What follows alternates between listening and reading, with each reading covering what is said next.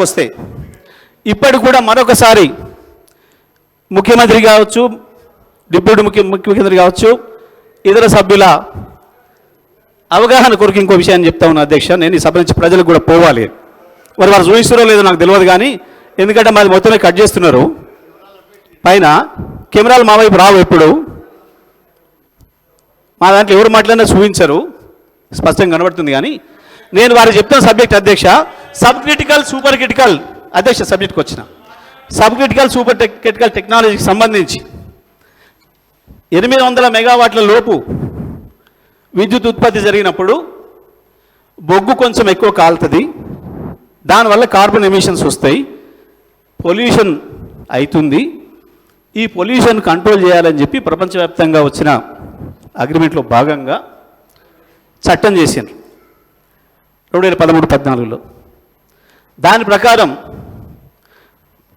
2017 మార్చి చివరి నాటికి పూర్తి కాగలిగిన ప్లాంట్లను సబ్ క్రిటికల్ టెక్నాలజీ ద్వారా కూడా పూర్తి చేసుకోవచ్చు.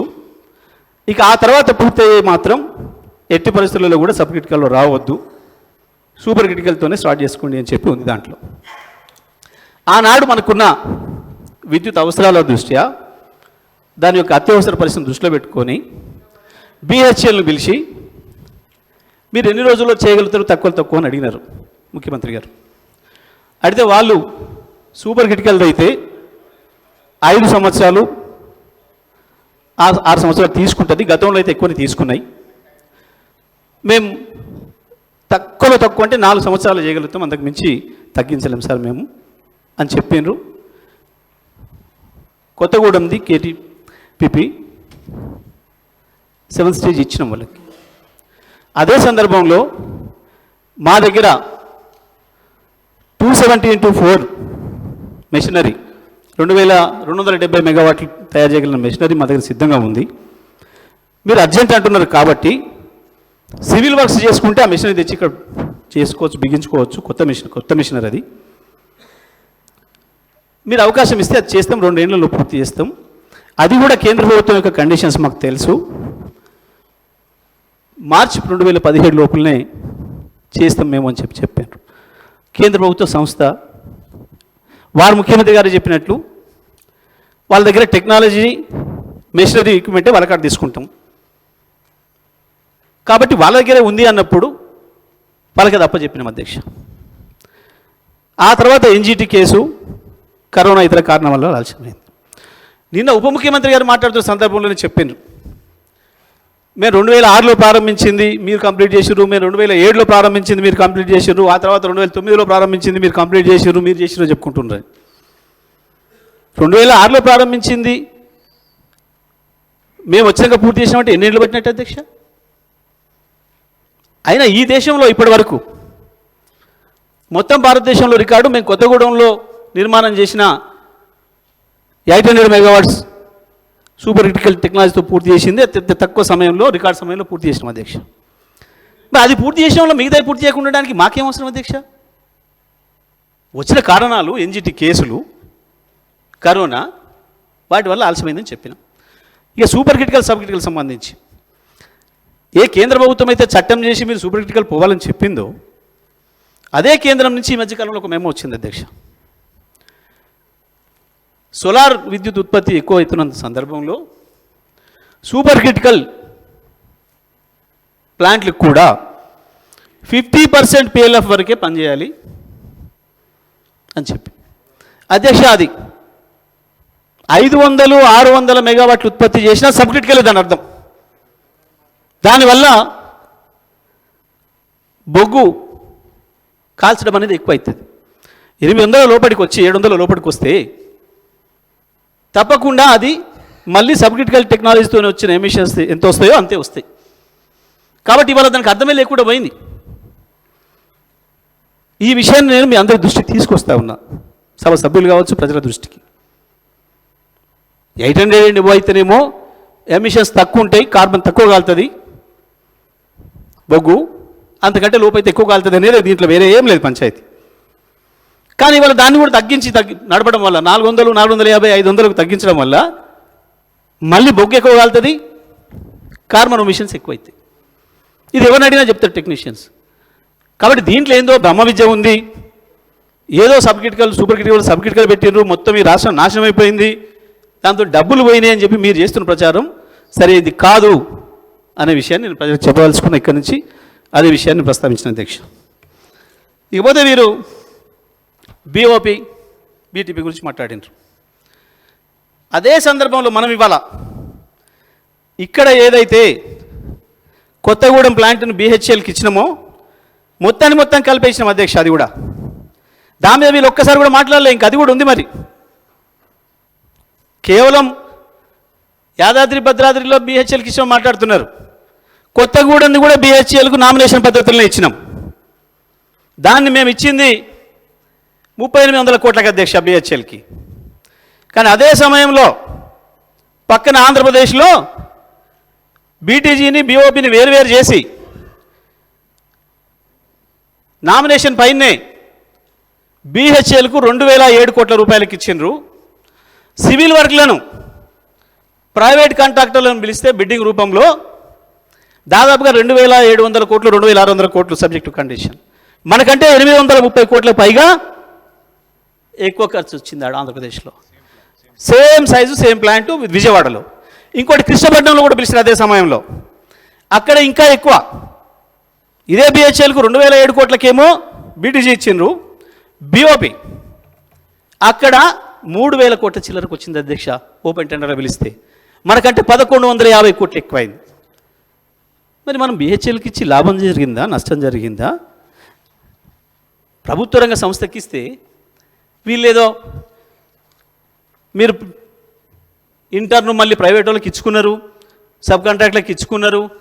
అధ్యక్ష, ఒకవేళ మీరన్న మాట ప్రకారం దాంట్లో ఏదో మతలబు ఉండి ఏందో పైసలు వస్తాయి అనుకుంటే మేము బీహెచ్ఎల్కి ఇచ్చి సబ్ కాంట్రాక్ట్ తీపించాలి అధ్యక్ష. మేము డైరెక్ట్గానే ప్రైవేట్ వాళ్ళని పిలుచుకుంటాం కదా.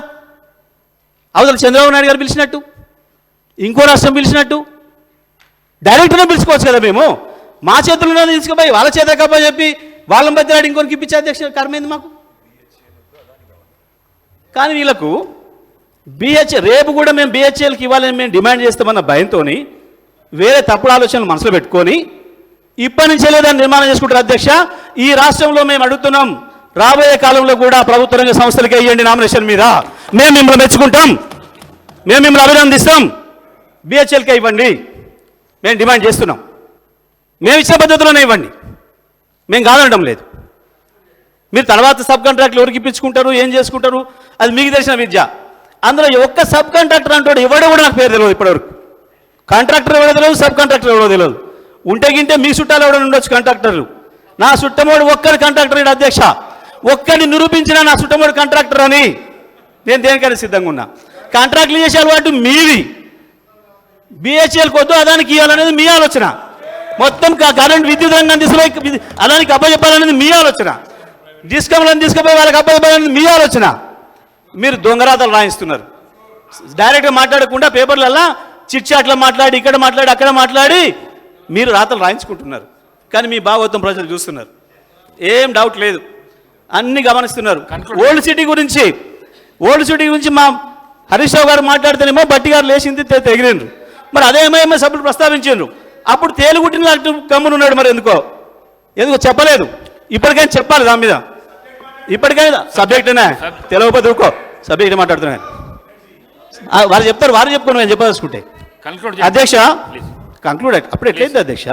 గంట వాళ్ళకే ఇస్తారు మమ్మల్ని తిట్టడానికి గంట వాళ్ళకే ఇస్తారు. ఆందోళన ఆడ కాంపిటీషన్ నడుస్తుంది. సీఎంకు డిప్యూటీ సీఎంకు నాది రావాలంటే నాది రావాలని ఆ పంచాయతీలో వారు వచ్చి మాట్లాడతారు. డిప్యూటీ సీఎం గారు చెప్పలేరా అధ్యక్ష వీటికి సమాధానాలు? ఎందుకు ముఖ్యమంత్రి గారు అంతగానో భుజాలు దమ్ముకొని రావాలి ప్రతిసారి? ఎందుకంటే సభానాయకుడిగా నాకు అవకాశం ఉంది కాబట్టి. గౌరవనీయులు అధ్యక్ష, మాజీ మంత్రి గారికి తెలుసు అన్ని సబ్జెక్ట్స్కి సంబంధించి ఈ రాష్ట్ర ప్రయోజనాలను దృష్టిలో పెట్టుకొని ముఖ్యమంత్రి గారికి ఎప్పుడు ఏ సబ్జెక్ట్ పైన ప్రజలకు సంబంధించిన అంశం వచ్చే వరకు క్లారిటీ ఇచ్చే వారికి అధికారం ఉంది. మీ ద్వారానే మీరు అవకాశం ఇస్తూ మాట్లాడారు. మరి అన్నిట్లో ఆ విధంగా అందరు మంత్రులపైన స్వీపింగ్ రిమార్క్స్ చేసుకుంటూ, అందరు సభ్యులపైన స్వీపింగ్ రిమార్క్స్ చేసుకుంటూ ఇది మాట్లాడడం సభ్యత కాదు అధ్యక్ష, మీకు కూడా తెలుసు.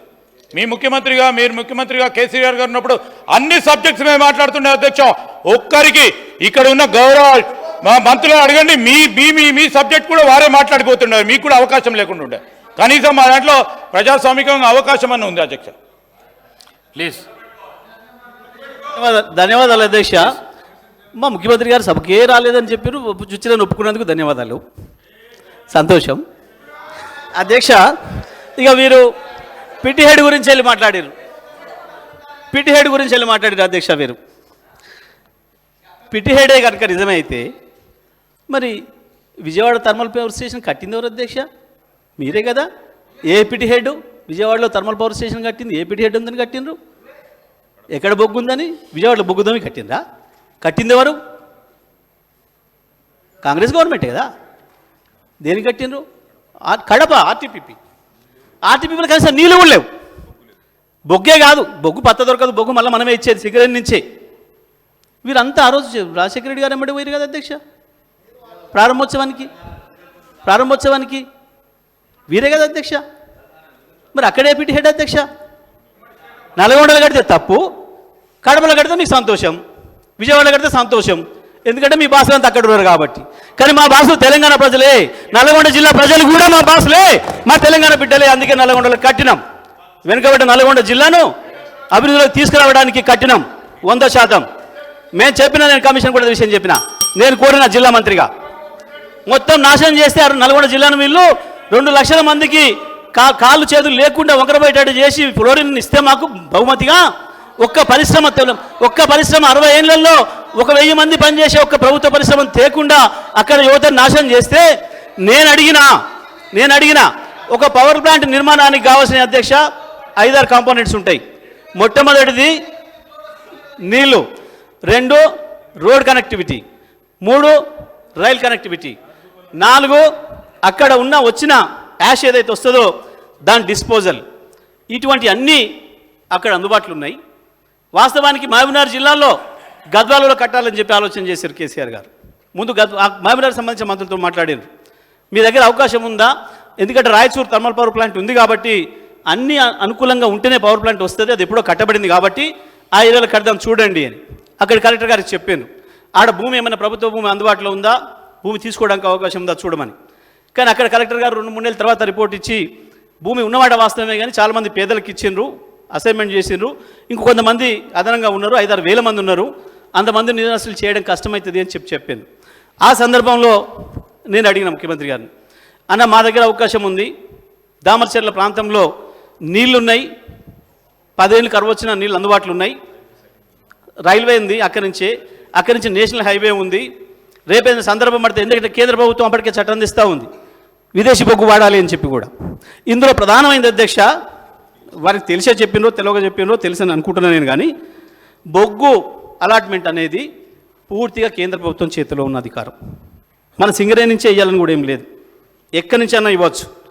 ఇవాళ దేశంలో చాలా ప్లాంట్లకు ఇంకో చోటు నుంచి ఇస్తున్నారు, ఎక్కడెక్కడి నుంచో తెచ్చుకుంటున్నారు. ఈ మధ్యకాలంలో కేంద్రం నిబంధన తెచ్చింది, ప్రస్తుతానికి 10% అని తెచ్చింది. 10% విదేశీ బొగ్గును తెచ్చి తప్పకుండా పెట్టాల్సిందే అని చెప్పి నిబంధన తెచ్చింది. అయినా దాన్ని అంగీకరించింది ఒక మనమే తెలంగాణ ప్రభుత్వం. ఆ నిబంధన వచ్చింది. బొగ్గు అలాట్మెంట్ అనేది కేంద్రం చేతుల్లో ఉంది, మిగతా అన్నీ మన దగ్గర ఉన్నాయి.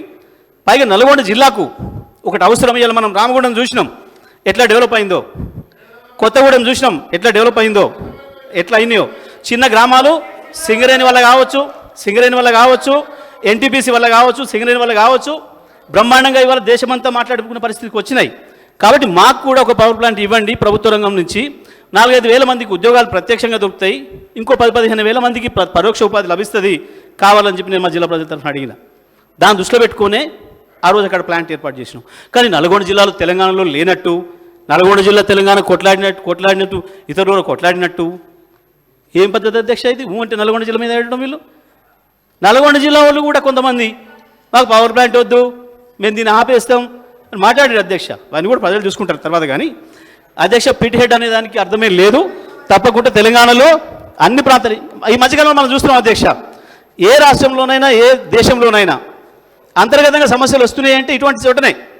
అభివృద్ధి ఒకే తీరే జరగకుండా, అభివృద్ధిలో తీవ్రమైన అసమానతలు వచ్చినప్పుడు ప్రాంతాల మధ్యన దేశంలో ఉండే రాష్ట్రాల మధ్యన విభేదాలు వస్తున్నాయి, కొత్త దేశాలు ఏర్పడుతున్నాయి. అంతేందుకు అధ్యక్ష, మనం కొట్లాడింది కూడా మనకు అన్యాయం జరుగుతుంది, మనం వెనకబడుతున్నామనే కదా కొట్లాడింది. అదే పరిస్థితి తెలంగాణలో మళ్ళొకసారి రావద్దు, అన్ని ప్రాంతాలు రావాలి, ఒక తిరుగు ఉండాలి. ఇంకోటి కూడా ఉన్నది అధ్యక్ష, దీంట్లో ఎప్పుడైనా ఏదైనా ప్రకృతి వైపరీత్యం వచ్చినప్పుడు మొత్తం ఒకటే ప్రాంతంలో ఉండడం వల్ల నష్టం జరిగే అవకాశం ఉంది. కాబట్టి అభివృద్ధి వేర్వేరు ప్రాంతాల్లో కూడా పెట్టాలి విద్యుత్ ఉత్పత్తిని అనేది కూడా ఒక వాదన ఉంది అధ్యక్ష ప్రపంచవ్యాప్తంగా. ఇవన్నిటిని దృష్టిలో పెట్టుకొని శాస్త్రీయంగా ఆలోచించి నల్గొండ జిల్లా ప్రజల గురించి ఆలోచించే మేము అది ఇక్కడ పెట్టడానికి నిర్ణయం తీసుకున్నాం అధ్యక్ష. దానికి ఏందో జరిగిపోయింది, నల్గొండలో పెట్టడం పెద్ద నేరం, నల్గొండ జిల్లా ప్రజలందరూ కూడా తెలంగాణ వాళ్ళు కారు, మేము ఇంకెక్కడో పెడతాం అన్న పద్ధతుల్లో దాన్ని తప్పైనట్టు చిత్రీకరిస్తూ ఉన్నారు. నేను సభ ద్వారా నల్గొండ జిల్లా ప్రజలకు కూడా విజ్ఞప్తి చేస్తూ ఉన్నా, ఇక్కడ జరుగుతున్న చర్చలు ఏం జరుగుతున్నాయో ప్రజలారు గమనించండి. నల్గొండ పట్ల ఏముందో ఈ ప్రభుత్వ వైఖరి ఒకసారి చూడాలని చెప్పి కూడా నేను నల్గొండ జిల్లా ప్రజలకు కూడా విజ్ఞప్తి చేస్తా ఉన్నా అధ్యక్ష. ఈ సందర్భంగా అధ్యక్ష, ఇవాళనే మరి కిషన్ రెడ్డి గురించి ప్రస్తావించారు. కిషన్ రెడ్డి గారి ప్రస్తావన స్పష్టంగా ఉంది, మరి ఎందుకు తీసుకోవట్లేరు, ఎందుకు చెప్తలేరు అధ్యక్ష? మేము పోయి 8 నెలలు మేము అనుమతి ఇవ్వాలన్నా అధ్యక్ష? పీపీఎం ఏం చేసుకుంటాం అధ్యక్ష? పీపీఎం ఏం చేసుకోవాలన్నా ఇవాళ ఎన్టీపీసీతోని? 8 నెలలు, ఒక్కరోజు కాదు 2 రోజులు కాదు, వీళ్ళు వచ్చి ప్రభుత్వానికి 8 నెలలు దాటినాయి. ఎవరు చేయాలండి? ఎవరు చేయాల్సిన బాధ్యత ఎవరి మీద మాట్లాడుతున్నారు? మమ్మల్ని పెట్టుకోమంటే సంతకాలు మేము వచ్చి పెడతాం. మరి మీ విద్యుత్ శాఖ మంత్రి, మీ ముఖ్యమంత్రి ఆర్డర్ ఇవ్వాలి, నా అధికారులకు మేము ఇవ్వాలన్నా? మీరు చేసిన బాధ్యతను కూడా మా మీద పడేస్తూ 8 నెలలు అయింది, ఇంకా ఏదో తెల్లారైనట్టు, ఇంకా మమ్మల్ని వదిలేయండి, ఇంకా మేము నేర్చుకుంటాం, అప్పుడే మాట్లాడతారా, అప్పుడే మా మీద దాడి చేస్తారా? ఏందండి ఇది? అది కాదు కదా, మీరు బాధ్యత, ప్రతి క్షణం బాధ్యత ప్రభుత్వం అంటే. కన్క్లూడ్ చేయండి అధ్యక్ష. ఇక వీరు విద్యుత్ గురించి వెళ్ళి మాట్లాడుతున్నారు. మేము చాలా అద్భుతంగా విద్యుత్తుని ఇస్తున్నాం, మొత్తం మీరు అబద్ధాలు ఆడుతున్నారు అధ్యక్ష. ఎక్కడైనా హెల్ప్ లైన్ అంటే మాకు సహాయం అవుతుంది అని అనుకొని హెల్ప్ లైన్లకు ఫోన్ చేస్తారు ప్రజలు. మేము పెట్టింది కూడా ఆనాడు ఆ ఉద్దేశంతో పెట్టినాం. విద్యుత్ ఎక్కడైనా పోతే 10 నిమిషాలు రాకపోతే నాకే ఫోన్ వచ్చేది అధ్యక్ష. నేను ఫోన్ రిసీవ్ చేసుకున్నా, ఆదిలాబాద్ నుంచి, ఎల్బీ నగర్ నుంచి డైరెక్ట్ నాకు కూడా వచ్చే సందర్భంలో నేను అడిగేది వాళ్ళను, అరే మీ దగ్గర ఏఈ లేడా, టీఈ లేడా, ఎందుకని నాకెందుకు చేస్తున్నాడు డైరెక్ట్గా నా నెంబర్ ఎక్కడిది అని. సార్ ఆన్లైన్లో చూసినాం, మీకే చేస్తున్నాం, హెల్ప్ లభిస్తుంది, సహాయం లభిస్తుంది అని. కానీ దురదృష్టవశాత్తు వల్ల ఆ హెల్ప్ లైన్ వాళ్ళ మీద కేసులు పెట్టడానికే ఉపయోగపడుతుందని మేము అనుకోలేదు అధ్యక్ష. ఇంత దుర్మార్గం ఇది. హెల్ప్ లైన్ కొరకు హెల్ప్ చేయమని ఫోన్ చేస్తే కేసులు పెట్టి జైలు పంపించే గొప్ప ప్రభుత్వం వచ్చిందని ప్రజలు మాట్లాడుకుంటున్నారు అధ్యక్ష. అవతల జర్నలిస్టుల మీద కూడా చివరికి సబ్జెక్టే అధ్యక్ష, ఇది సబ్జెక్టే, నేనే డిబేట్ కావట్లే, subject, this is very much subject, I'm not debating అధ్యక్ష. ఎవరు చివరికి సునీత కృష్ణన్ పద్మశ్రీ అవార్డీ, మిగతా పక్కన పెడదాం. సునీత కృష్ణన్ గారు repeated complaints to TG SPDCL for the last more than 2 hours regarding power cut, standard response, no relief yet. This is very inconvenient. The apathy of the department not to give the true picture more concerning. ఇవి పెట్టింది. అయితే అధ్యక్ష, ఎక్కడైనా పెట్టగానే ఆ ప్రాంతంలో సరి చేస్తారు విద్యుత్తును. కానీ లైన్ మీద ఇంటికి పోయి మీరు పెట్టిన పోస్ట్ తీసేయాలి. ఎందుకు తీసేయాలి అని మనం అడిగితే మాకు పైనుంచి ఒత్తిడి ఉంది అధికారుల నుంచి. చివరికి ఎక్కడి దాకా పోయారు అధ్యక్ష, మీరు ఇట్లే పోస్ట్ పెడితే మీకు కరెంట్ ఏజెంట్ కట్ చేస్తాం. చివరికి వాళ్ళ పేరు చెప్పుకోలేక ఎవరికో జర్నలిస్టు చెప్తే వారు పెడితే వారి మీద కేసు, రేవతి అమ్మాయి మీద కేసు. ఇదే అధ్యక్ష వీరు పవర్ ఇస్తున్న విషయం. డిప్యూటీ సీఎం గారు మేము కరెంట్ ఇవ్వలే, మీరు అంతా మీరే అబద్ధాలు మాట్లాడుతున్నారు. గాంధీభవన్లో పోయింది, వాళ్ళ మంత్రులు మాట్లాడే కాడ పోయింది, వాళ్ళ నాయకులు మాట్లాడే కాడ పోయింది. ఆఖరికి అధ్యక్ష ఒకవేళ కరెంటు పోయిందని మాట్లాడమే నేరమైతే మరి వాళ్ళ ఎమ్మెల్సీ జీవన్ రెడ్డి గారు కరెంటు పోతే అధికారులను ఫోన్ చేసి ఎట్లా కోప్పడ్డాడో మన వార్తలలో చూసినాం. మరి ఆయన మీద పెడతారా కేసు? ఆయన కూడా పెడతారా? ఇదా ప్రభుత్వం నడిపే విధానం? ఇదా విద్యుత్ ఇచ్చే విధానం? హైదరాబాద్లో 100, ఇక మెదక్ జిల్లాలో ధర్నా వచ్చిందనుకో, హరీష్ రావే చేయించిండు.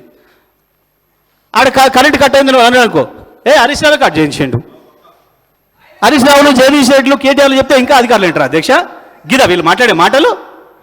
వీళ్ళు మాట్లాడే మాటలు ఇదా పద్ధతి? అధ్యక్ష, మేం చెప్పింది ఎక్కడ కూడా మేము ఆరోపణ చేయలే అధ్యక్ష. ఈ ఫోటోలన్నీ హాస్పిటళ్ళల్లో, ఎంజిఎం హాస్పిటల్లో, భువనగిరిలో, అక్కడక్కడ ఆదిలాబాద్ జిల్లాలో హాస్పిటల్లో కరెంటు పోతే సెల్ ఫోన్ లైట్ల మధ్యన వైద్యం చేస్తుందని చెప్పి పత్రికలు. మరి నాస తెలంగాణలో మీ పత్రిక నుంచి మీరు చూపిస్తే, కానీ ఇండియన్ ఎక్స్ప్రెస్ లాంటి పత్రికలు, ఈనాడు లాంటి పత్రికలు, ప్రతి పత్రికలో, అన్ని పత్రికల్లో వస్తున్నాయి వార్తలు. మరి ఇవన్నీ కరెంటు పోకున్నా వాళ్ళు రాస్తున్నట్ట డిప్యూటీ సీఎం గారు మాట్లాడిన మాట? అసలు విద్యుత్ అయిపోలేదు అధ్యక్ష. ఇప్పటి వరకు ఈ ప్రభుత్వం వచ్చిన తర్వాత పోల్స్ ఇచ్చుడు కానీ, కొత్త కనెక్షన్ కానీ, కొత్త ట్రాన్స్ఫార్మర్ కానీ ఇచ్చిన పాపన ఓట్లేరు అధ్యక్ష. మరి విద్యుత్ విషయం మాట్లాడితే రేవంత్ రెడ్డి గారికి ఇక్కడ కూర్చొని మాట్లాడిన మాటలు గుర్తు చేసుకోవాలి. ఒకసారి కాంగ్రెస్ ప్రభుత్వం మీద తెగ ఓడుతున్నారు కదా, కాంగ్రెస్ ప్రభుత్వం ఉన్నాడు వారి మాట్లాడిన మాటలు. మన ఆయన చచ్చిపోతే స్నానం చేస్తానికే నీళ్లు లేవు అని. ఇప్పుడేమో ఏకంగా కాంగ్రెస్ అద్భుతం చేసింది. కాంగ్రెస్ ఉన్నప్పుడే కరెంట్ ఉండే, మధ్య కేసీఆర్ వచ్చే కరెంట్ తీసేసిండు. మీరు ఆయన చచ్చిపోయినాడు, కేసీఆర్ లేడు కదా, ఆయన చచ్చిపోయినాడు, ఉన్నది కాంగ్రెస్ ప్రభుత్వమే కదా అధ్యక్ష. నేను రాజకీయాలు పోదలుచుకోలేదు కానీ మీరు మాట్లాడిన మాట ఆల్రెడీ మీకు ఇచ్చిన అధ్యక్ష మాట్లాడుతున్నాను అధ్యక్ష, సబ్జెక్టే మాట్లాడుతున్నాను అధ్యక్ష. మేము చాలా స్పష్టంగా చెప్పినాం. చంద్రబాబు నాయుడు గారు వారు నేను చెప్పిన మాటనే అర్ధగంట చెప్పిండ్రు. నేను ఒకటే మాటలు చెప్పిన, విద్యుత్తును ఉత్పత్తి సామర్థ్యాన్ని బట్టి షేర్ చేయలేదు, విద్యుత్తును వినియోగాన్ని బట్టి షేర్ చేసేది మాట ఒకటే మాటలు చెప్పేసి నేను. ఎందుకంటే మీరు ఎక్కువ సమయం ఇయ్యరు కాబట్టి, కష్టమవుతుంది కాబట్టి, సభ్యులు ఉన్నారు కాబట్టి, దానికి అర్ధగంట మాట్లాడారు ముఖ్యమంత్రి గారు వచ్చి దాని విషయంలో. అయితే పాపం వాళ్ళనే చెప్పుకోలే అన్నాడు. మరి వీళ్ళు ఎంపీలు, కాంగ్రెస్ ఎంపీలు, ఎమ్మెల్యేలు అందరూ పోయి చేపాలెడ్డి కాడ కూర్చొని కొట్లాడి వీళ్ళందరూ కలిసి కుస్తీలు బట్టి 53% చేయించారు మనకన్నమాట. వాళ్ళే చెప్పలే, వార్తలు కూడా చూడలేదు మేము ఒక్కరోజు కూడా. మరి ఆ రోజు వీరు తెలుగుదేశం నుండి వీరికి ఎట్లా తెలిసినో సరే, జైపాలరెడ్డి గారు అంటే వాళ్ళ మామగారు కావచ్చు, ఇప్పుడు ఆయన గొప్ప కనపడవచ్చు. అయ్యలా జైపాలరెడ్డి గారు ఉన్నాడు, ఒకరోజు కూడా వార్తలు వీరికి ఎప్పుడు సంబంధం లేవు. కానీ మరి వీళ్ళందరూ జైపాలరెడ్డి గారి కాడికి పోయి కూర్చున్నట్టు ఆ సర్టిఫికేట్లు ఎందుకు ఇప్పుడు ఇస్తున్నాడో మాకు అర్థం కావట్లేదు అధ్యక్ష. ఇందులో ఇక కమిషన్ అధ్యక్ష మంచి ప్రస్తావన తెచ్చారు కమిషన్ విషయం అధ్యక్ష. 100% నేనే ఇట్లాంటి ఆరోపణలు, వీళ్ళు పసలేని ఆరోపణలు చేస్తూ మీ ముందేందో 10,000 కోట్లు సంపాదించిండు, ఏమంటే 20,000 కోట్లు సంపాదించిండు. ఈయన అయింది డమ్మీ మంత్రి. మరి డమ్మీ మంత్రి 20,000 కోట్లు సంపాదిస్తున్నావు, ఒరిజినల్ మంత్రి 20 లక్షల కోట్లు సంపాదిస్తున్నావా? ఎట్లా సంపాదిస్తున్నావు అధ్యక్ష? అధ్యక్ష హరీష్ రావు డమ్మీ కె వెంకటరామరెడ్డి గారు